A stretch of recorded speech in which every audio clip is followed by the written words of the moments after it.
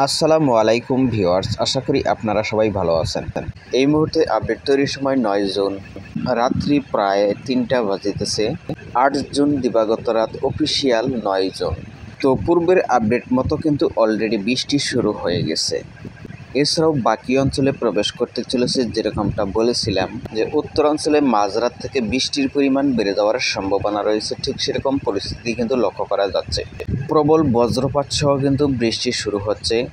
এই মুহূর্তে প্রায় রংপুর বিভাগের সবকটি জেলা মেঘাচ্ছন্ন, ময়মনসিংহের প্রায় সবকটি জেলায় কিন্তু মেঘাচ্ছন্ন, সিলেটের সবকটি জেলা মেঘাচ্ছন্ন, ভারতের ত্রিপুরা শিলচরের বেশ কিছু অঞ্চল মেঘাচ্ছন্ন।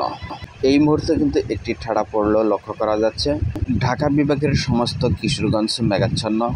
এছাড়াও নরসিংদী পর্যন্ত কিন্তু মেঘ পৌঁছে গেছে। উত্তর টাঙ্গাইল মেঘাচ্ছন্ন। যেরকমটা পূর্বের আপডেট বলেছিলাম, মাঝরাত হইতে শেষ রাতের মধ্যে ঢাকা বিভাগের উত্তরাঞ্চলের জেলাগুলিতে কিন্তু বৃষ্টির সম্ভাবনা রয়েছে। ঠিক সেরকম পরিস্থিতি কিন্তু লক্ষ্য করা যাচ্ছে। এছাড়াও পশ্চিমবঙ্গের শিলিগুড়ি, আলিপুরদুয়ার, জলপাইগুড়ি এই সমস্ত অঞ্চলে কিন্তু মেঘ পৌঁছে গেছে। তীব্র বজ্রপাত সহ কিন্তু বৃষ্টি শুরু হয়ে গেছে অলরেডি বেশ কিছু অঞ্চলে। ক্রমশই এই মেঘের বিস্তার লাভ করতে চলেছে।